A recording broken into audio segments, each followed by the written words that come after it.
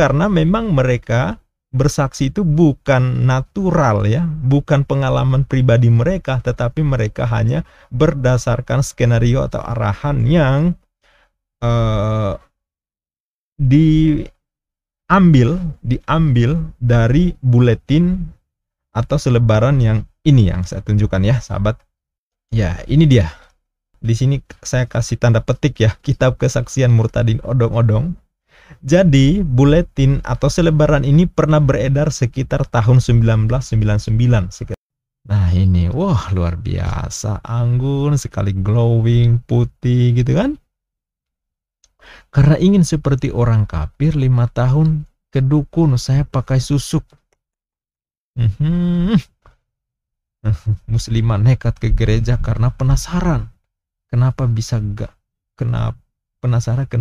ganti apa ini ya.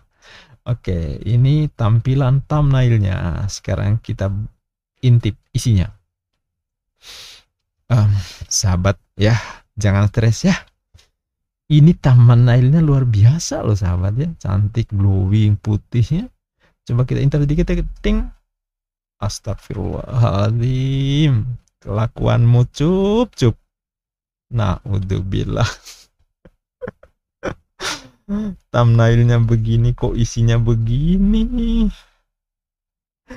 Aduh, na'udzubillah. Karena ingin cantik.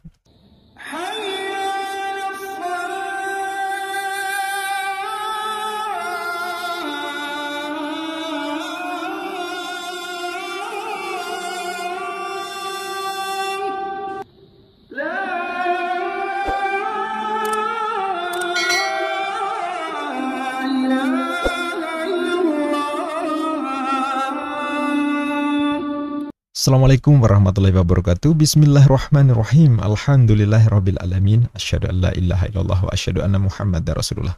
Sahabat Fakta Islam TV, terima kasih atas segala dukungannya untuk perkembangan channel ini. Bagi yang belum subscribe, silakan tekan tombol subscribe. Sekarang juga dukung kami untuk terus menghalau anasir-anasir penyesatan dan pemurtadan yang gentayangan di sekitar kita. Sahabat Fakta Islam TV, kali ini saya masih melanjutkan tentang membongkar kesaksian-kesaksian palsu, kesaksian-kesaksian bohong yang dilancarkan oleh oknum-oknum pendeta dari umat tetangga sebelah yang dari dulu sampai sekarang modusnya masih sama, ya, yaitu menebar kesaksian dusta, kesaksian bohong yang mungkin menurut mereka itu sesuatu yang baik, sesuatu yang benar, tapi bagi kita itu sesuatu yang sangat-sangat tidak beradab. Itulah sebabnya kami akan terus mengulas ini sebagai upaya untuk mencerahkan umat agar tidak terjerat kesesatan-kesesatan yang mereka tawarkan. Nah, sahabat tahu nggak kenapa mereka yang mengaku murtadin membuat kesaksian begitu gagah luar biasa? Mereka mau ngaku sebagai kiai, ngaku ustadz, ngaku guru ngaji, bahkan ngaku juri MTQ, juara MTQ. Tapi begitu dibuktikan disuruh baca Quran, baca sholat, mereka mendadak gagap, mendadak amnesia, mendadak nggak ingat apa-apa. Bahkan ada yang nekat berusaha untuk membaca Al-Quran, tapi yang dibaca adalah huruf Latinnya, sehingga nampak aneh dan norak. Di musabakoh di walatil Quran jam. Kalau di musabakoh di walatil Quran jam. Tilawatil di walatil Quran, Pak. Saya kalau Al-Quran dari juz 1 sampai 30 saya bisa baca. Oh, tapi kalau baca bahasa Arabnya Ibu bisa? Bahasa bisa, karena dari kecil diajar mengaji dengan Ustadz begitu. Oke. Iya. Coba Ibu baca beberapa dulu. Iya, saya baca ayat pendek dulu ya. Silakan Ibu. Yang biasa dibawa waktu sholat ya. Silakan Ibu. Qul a'udzu birabbil falaq min syarri ma khalaq wa min syarril nafasati fil 'uqad wa min syarrin nafasati fil 'uqad wa min syarri hasidin idza hasad. Qul a'udzu birabbin nas malikin nas ilahin nas min syarril waswasu fi sudurin nas allazi waswisu fi sudurihin nas minal jinnati wan nas. Oke. Ibu, kalau saya sendiri saya sudah terlalu percaya. Saya pikir kalau teman-teman orang Islam yang nonton mereka sudah tahu bahwa itu pasti. Ibu betul-betul ngibul. Saya itu terpilih mengikuti MTQ. Orang masih meragukan kalau saya itu katanya sudah Kristen. Cuma pura-pura aja dari Islam masuk Kristen. Saya di sini ingin membuktikan, atau kalau diizinkan, saya akan membuktikan saya Muslim dan pengikut Tuhan Yesus. Kalau diizinkan. Ya, silakan Pak. Ya. A'udzubillahi minasyaitonirrajim. Bismillahirrahmanirrahim. Alhamdulillahirabbil alamin. Arrahmanirrahim. Maliki yaumiddin. Iyyaka na'budu wa iyyaka nasta'in. Iyyaka na'budu wa iyyaka nasta'in. Ihdinas siratal mustaqim. Siratal ladzina an'amta 'alaihim ghairil maghdubi 'alaihim waladdallin. Ya, kenapa bisa begitu? Karena memang mereka bersaksi itu bukan natural ya, bukan pengalaman pribadi mereka, tetapi mereka hanya berdasarkan skenario atau arahan yang diambil dari buletin atau selebaran yang ini yang saya tunjukkan ya, sahabat. Ya, ini dia. Di sini saya kasih tanda petik ya, Kitab Kesaksian Murtadin Odong-Odong. Jadi, buletin atau selebaran ini pernah beredar sekitar tahun 1999, sekitar 1999 2000 atau sekitar itu ya. Sekitar itu. Jadi pernah beredar itu di kalangan umat Islam, bahkan masuk kampus, masuk sekolah-sekolah, disebarkan begitu saja oleh pihak-pihak yang tidak diketahui sumbernya dari mana. Mereka juga menggunakan label dakwah uhwah, kemudian bahkan di sini iman taat kepada siratal mustaqim. Jadi istilah-istilah yang digunakan mereka adalah istilah-istilah Islam, khas Islam, idiom-idiom Islam, lambang-lambang atau simbol-simbol Islam. Nah, tetapi jangan berpikir bahwa itu beneran Islam. Sama seperti di website seperti Isa dan Islam ya, Islam dan Isa. Ya, ada websitenya begitu. Jangan dipikir bahwa itu adalah dakwah Islam beneran, bukan. Itu hanya kamuflase. Ya, bahkan mereka mengulas ayat-ayat Al-Qur'an di situ. Tetapi apakah itu benar-benar media Islam? Bukan. Itu hanya kamuflase, dan itulah penipuan-penipuan model seperti itu ya, dari dulu sampai sekarang modusnya masih sama. Ya, sekarang makin didukung oleh media sosial, mereka makin gencar. Tetapi ya, kita makin dapat kerjaan untuk menghadang, menghalau, membongkar penipuan atau kebohongan yang mereka lakukan. Kita berhadapan terus dengan yang model seperti ini.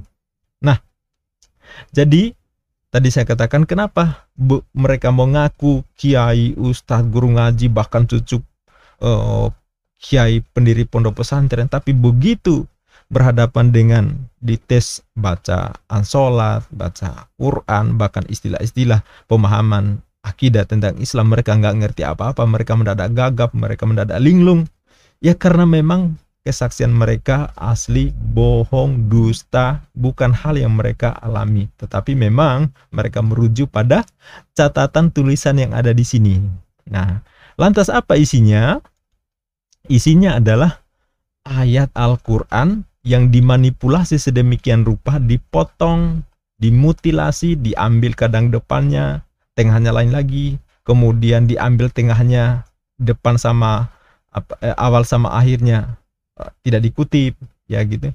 Begitu juga hadis dan seterusnya. Itulah yang mereka lakukan. Nah, mungkin saya akan tunjukkan ya, contohnya sahabat ya. Contohnya ini ya, biar sahabat juga tahu. Mungkin akrab sekali ayat-ayat yang ditampilkan di sini dengan yang kesaksian mereka. Contoh, ya ini dibaca di sini, ya. Isa putra Maryam yang terkemuka di dunia dan di akhirat. Sudah hafal banget ya. Sudah hafal banget ya. Quran surah Ali Imran ayat 45. Jadi Nabi Isa terkemuka di dunia dan akhirat ini dijadikan dasar untuk menuhankan Nabi Isa.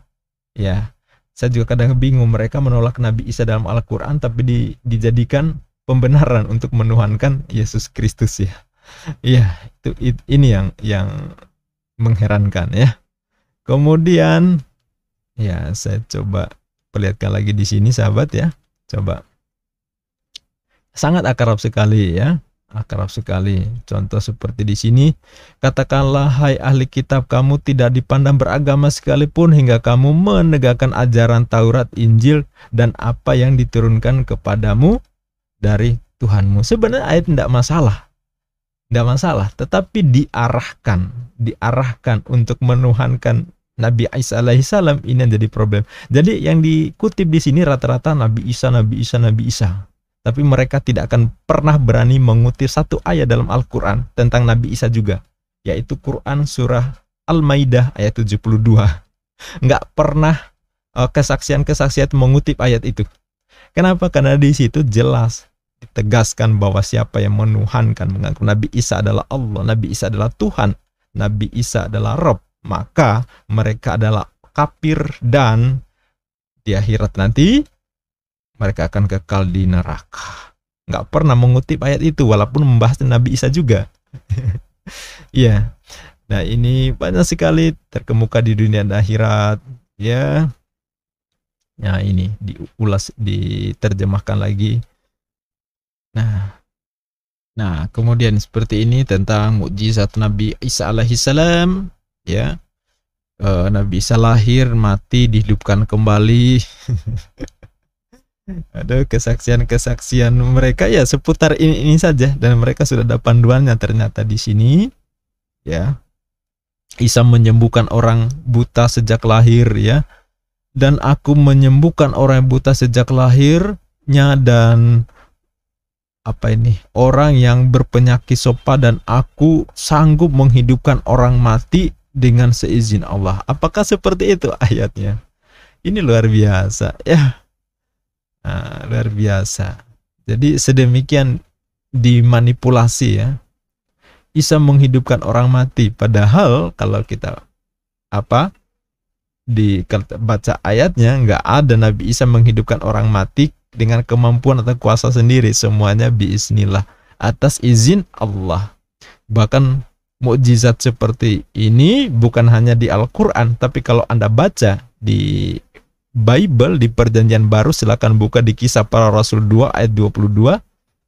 Ya, di situ juga dijelaskan tentang mukjizat Nabi Isa bukan kemampuan sendiri, tetapi ya dari Allah. Sedangkan Nabi Isa atau Yesus Kristus kalau di Bible itu hanya menunjukkan saja, tetapi kuasanya bukan dari Yesus melainkan dari Allah. Silakan buka ya, nanti saya dituduh manipulasi lagi. Silakan buka Kisah Para Rasul 2 ayat 22. Begitu juga di Yohanes 5:30, Yesus menegaskan soal kekuasaan.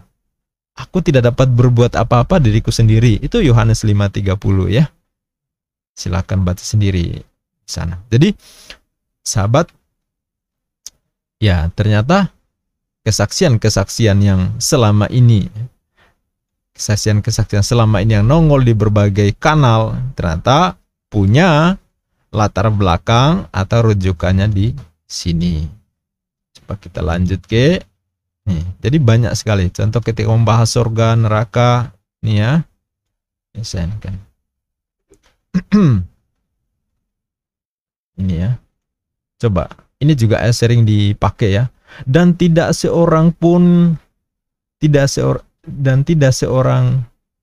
di antara kamu melainkan mendatangi atau masuk neraka, dan ini bagi Tuhanmu adalah ketetapan yang sudah dipastikan. Nah, ini sering kita dengar bahwa di perdebatan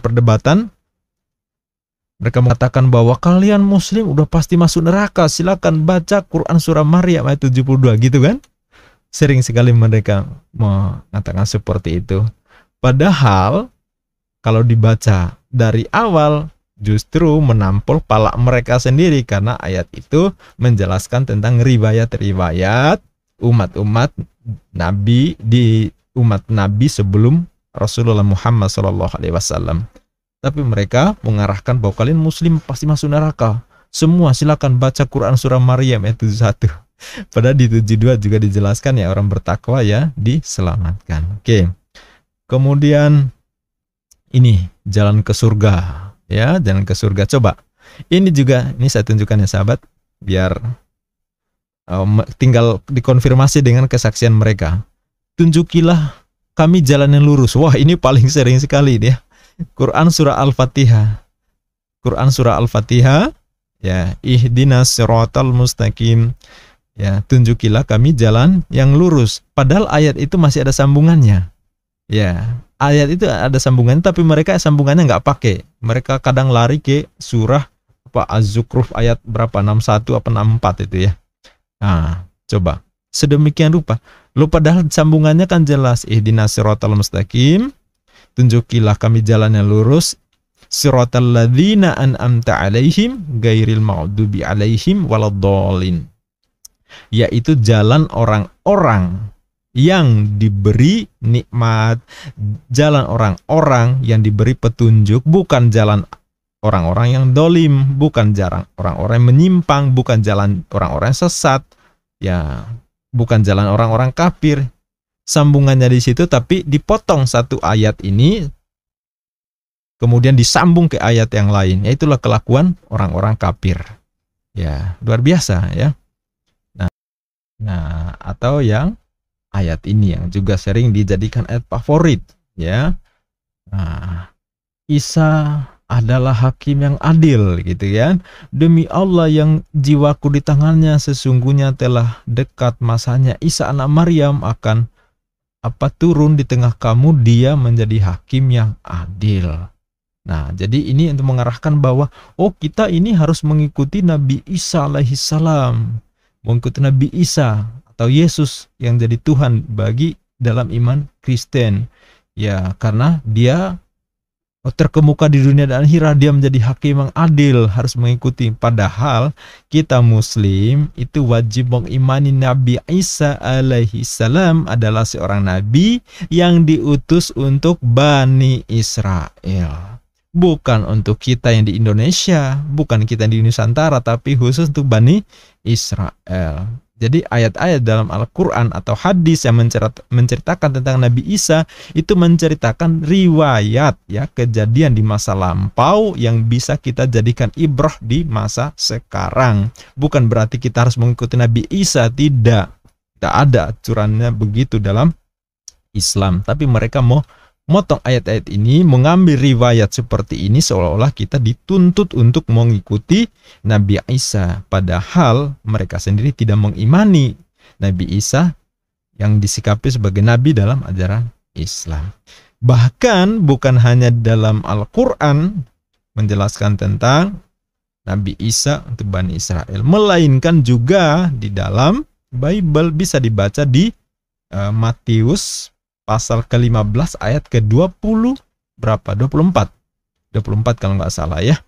Di sana disebutkan, jawab Yesus, aku diutus hanya kepada domba-domba yang hilang, domba-domba yang tersesat dari umat Israel. Ya, jadi di Bible-nya sendiri Yesus menegaskan seperti itu ya, bahwa beliau diutus hanya kepada domba-domba sesat dari umat Israel. Ya.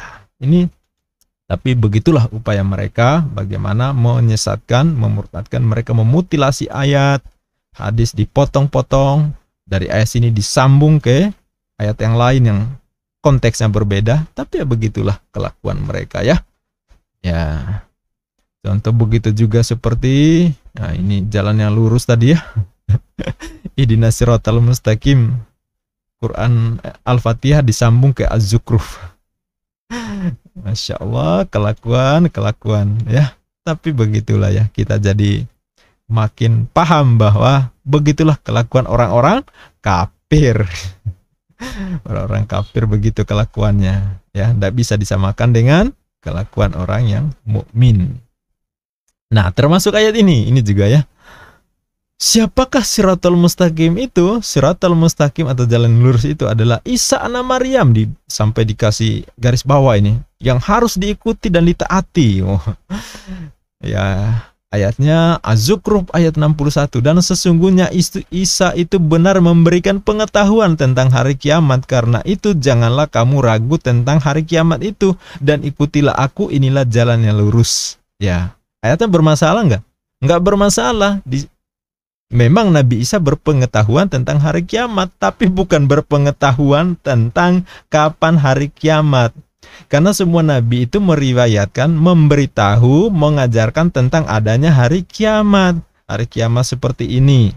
Nanti akan terjadi hari kiamat, kemudian akan kita dibangkitkan, kemudian kita ada hari penghakiman, kemudian nanti ada penentuan kita masuk surga neraka. Itu sudah disampaikan. Dan para nabi mengajarkan itu, umat pun mengetahui. Masa ya kita jadi Tuhan semua gitu ya? Hanya karena berpengetahuan itu? Enggak. Jadi kita berpengetahuan, karena itu kalau dalam Islam itu salah satu rukun iman, percaya hari kiamat itu wajib ya. Kita nggak sah iman kita sebagai seorang mukmin, sebagai seorang muslim kalau tidak mengimani adanya hari kiamat. Ya. Tetapi apakah Nabi Isa mengetahui kapan hari kiamat? Enggak, bukan hanya di Quran, di Bible pun Nabi Isa sama sekali tidak mengetahui kapan hari kiamat. Soal berpengetahuan tentang hari kiamat, kita juga berpengetahuan karena sudah diberitahu oleh para nabi tentang hari kiamat. Akan terjadi begini, begini, dan begini. Tetapi pastinya kapan, tidak ada satupun makhluk yang tahu. Karena itu rahasia Allah Subhanahu wa Ta'ala, Sang Maha Pencipta. Jadi seperti kesaksian yang kita dengar dari pendeta Aman Suherman yang sudah ditangkap, yang sudah diproses hukum bersama pendeta Yusuf Manubulu itu, kan dia juga menyatakan bahwa Nabi Isa mengetahui hari kiamat, kan nggak salah, dari kesaksian dia kalau nggak salah ya, tentang kok Isa mengetahui hari kiamat gitu ya. Padahal itu bukan mengetahui hari kiamat, tetapi berpengetahuan ya. Memiliki pengetahuan, karena memang para nabi diberi informasi tentang hal-hal terkait hari kiamat. Hanya saja kapan itu terjadi tidak ada yang memberi tahu. Tapi jadi jangan dimanipulasi bahwa seolah-olah Nabi Isa satu-satunya yang mengetahui hari kiamat. Ya, kata Aman Suherman kan begitu.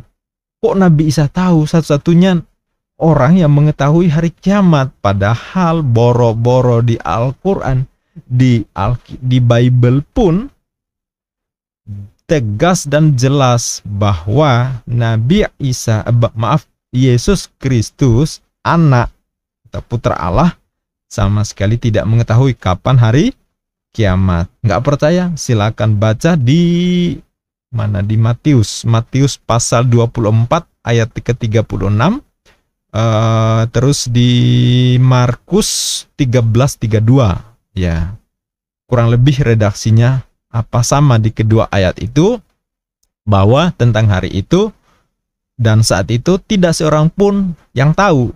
Tidak seorang pun yang tahu. Makhluk-makhluk gak ada yang tahu, termasuk malaikat tidak juga mengetahui. Anak juga tidak mengetahui, yang dimaksud adalah Yesus ya. Anak itu adalah Yesus ya.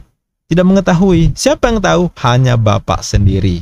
Hanya Bapa sendiri. Hanya Tuhan Sang Pencipta, Sang Penguasa Tunggal, itulah yang mengetahui kapan hari kiamat. Jadi ternyata di Bible pun Yesus tidak mengetahui kapan hari kiamat. Lah kok jauh-jauh gitu loh. Sok-sok kepedean, seolah-olah dalam Islam itu Yesus atau Nabi Isa alaihissalam mengetahui kapan hari kiamat. Kalau berpengetahuan hari kiamat, ya kita juga berpengetahuan karena sudah diberitahukan. Itu bukan lagi rahasia. Yang rahasia itu adalah kapan. Ya, kapan, seperti apa terjadinya. Tetapi tahapan-tahapannya kita sudah ada yang diberitahu. Contoh, hari kiamat pasti, ya kita percaya, kita ketahui itu. Kemudian setelah hari kiamat, semua namanya makhluk ini akan mati. Ya, tahu kita. Kemudian manusia akan dibangkitkan, tahu kita. Kemudian akan menghadapi penghakiman, tahu kita. Kemudian nanti ditentukan posisi di surga atau neraka, tahu kita. Ya, berpengetahuan tentang itu. Ya, jadi jangan klaim apa Nabi Isa mengetahui kapan hari kiamat, ya itu tentu menyesatkan karena beliau tidak pernah menjelaskan itu, dan dalam Al-Quran pun tidak pernah menjelaskan bahwa Nabi Isa alaihissalam satu-satunya orang yang mengetahui kapan hari kiamat. Itu ya. Jadi intinya apa? Saya tidak akan mengulas satu persatu poin yang tertulis di buletin ini atau di selebaran ini. Saya hanya mau menegaskan bahwa kesaksian-kesaksian para oknum yang mengaku mantan Islam, yang murtadin itu, oknum murtadin itu sesungguhnya bukan murtadin beneran ya. Silakan buktikan kalau memang Anda murtadin beneran dulunya Muslim. Ya, tunjukkan KTP-nya atau tunjukkan surat-surat yang menunjukkan bahwa Anda dulunya pernah Muslim. Tunjukkan foto atau videonya kapan ya, di mana Anda mengajar. Kalau mengaku guru ngaji, tunjukin dong kapan ya Anda pernah melakukan kegiatan itu, dibuktikan dengan dokumentasi ya, video, foto. Ya, video yang lebih ini ya, karena kalau foto gampang dimanipulasi, tapi kalau video kemudian ditampilkan di situ, Anda kemudian di situ juga ada orang-orang yang mengenal Anda, nah itu nggak bisa dibantah. Ya, masa cuma kesaksian tok, tapi nggak dibuktikan dengan dokumentasi yang dapat dipertanggungjawabkan. Nah, Anda bohong ya. Jadi ternyata sahabat, mereka merujuk pada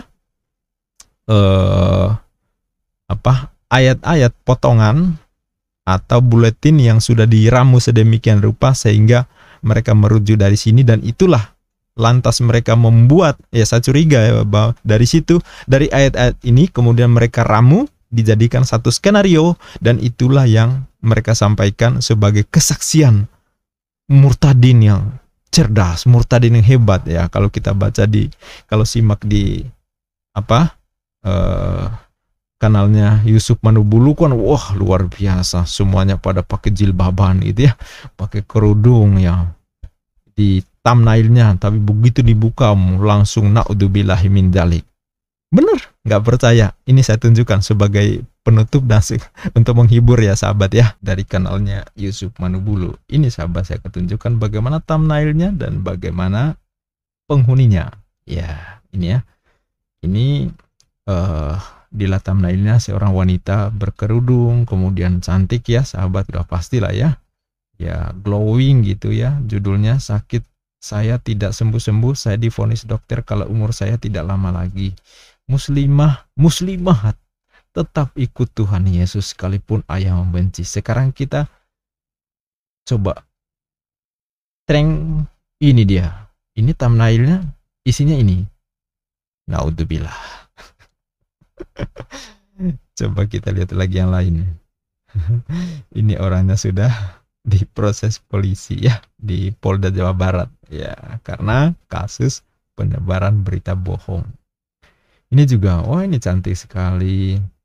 Kalau memang Tuhan itu ada, berikan saya jodoh yang bisa jadi imam gitu ya. Muslimah kaget, minta yang satu iman, kenapa jadi orang kafir gitu ya. Ini cantik sekali ya, sama seperti dia, anggun, glowing gitu ya. Coba kita, waduh.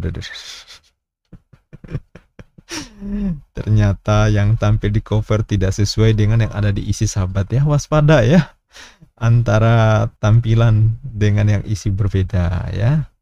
Coba kita lihat lagi di sini. Wah, ini juga nggak kalah glowing daripada yang tadi ya. Ya, setiap nyalain radio selalu muncul lagu Yesus adalah penolongku. Hebat banget orang seperti ini, bisa menolong semua orang ya. Ini juga cantik tampilannya, glowing, anggun gitu ya. Sekarang kita intip.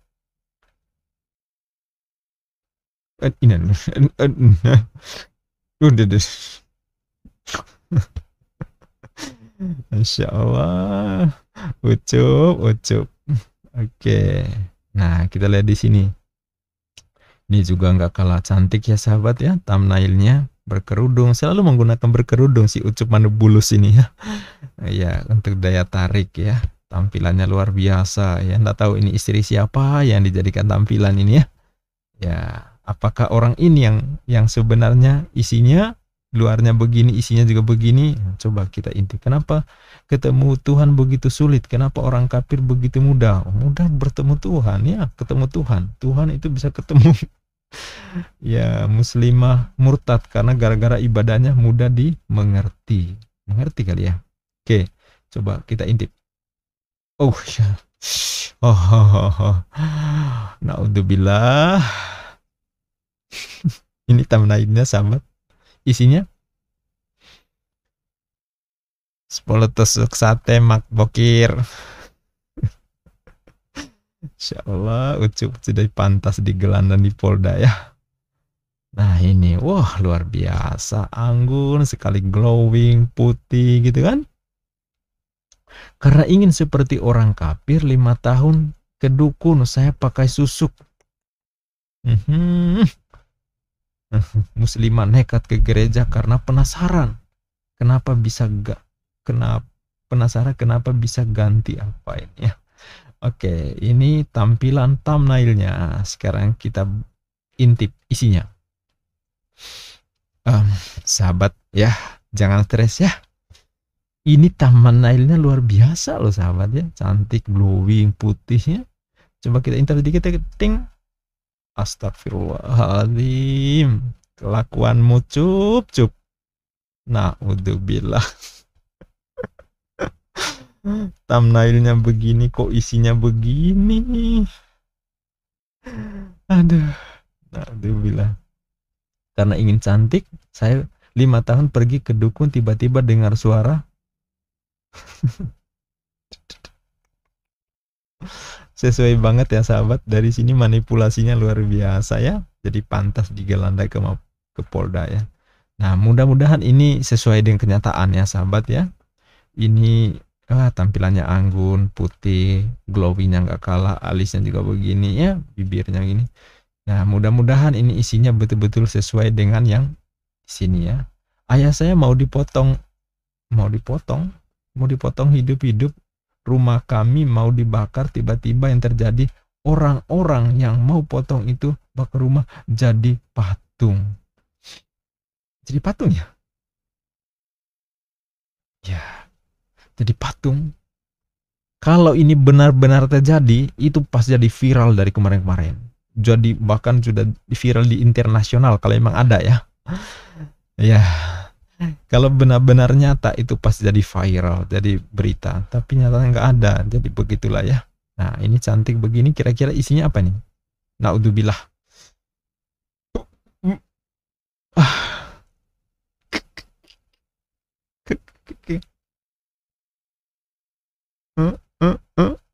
Ini thumbnailnya, ini.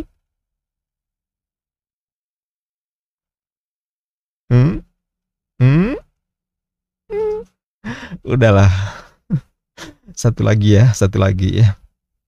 Rata-rata begini soalnya tampilannya, memajang foto atau gambar wanita cantik berkerudung supaya mengesankan bahwa mereka dulunya muslimah atau mereka beneran muslimah yang tampil di sini. Ya ternyata odong-odong ya.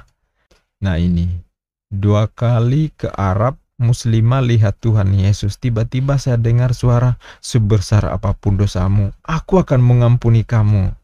Wah ini apa, cantik, glowing. Sekarang kita lihat isinya apa. Isinya mana? Tampil dong. Naudzubillah. Astagfirullah. Ucup kelakuanmu cup.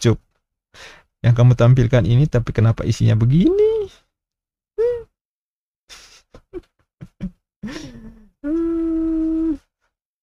Cantik ya. Ini isinya. Ini thumbnailnya ini. Ini thumbnailnya isinya. Astagfirullah. Nah ini, wah ini lebih kinclong lagi nih. Sekarang kita lihat isinya apa. Treng. Naudzubillah. Ini tampilan depannya. Isinya. Udahlah. Udah cukup menghibur ya sahabat ya. Sudah sangat menghibur sekali. Dari sini kita makin paham bahwa kesaksian-kesaksian mereka ternyata tidak lebih hanya, silakan simpulkan sendiri.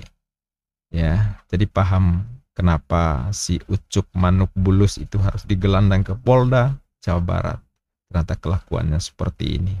Itu saja sahabat, semoga apa yang saya ulas pada kesempatan ini selain menghibur juga memberikan informasi dan pencerahan bahwa ternyata kesaksian-kesaksian mereka bukan naturalnya seperti itu, bukan originalnya seperti itu, bukan pengalaman pribadinya seperti itu, tetapi berdasarkan skenario kesaksian-kesaksian merujuk pada catatan-catatan yang telah dibuatkan oleh senior mereka, ya, di buletin itu tadi atau di selebaran itu tadi.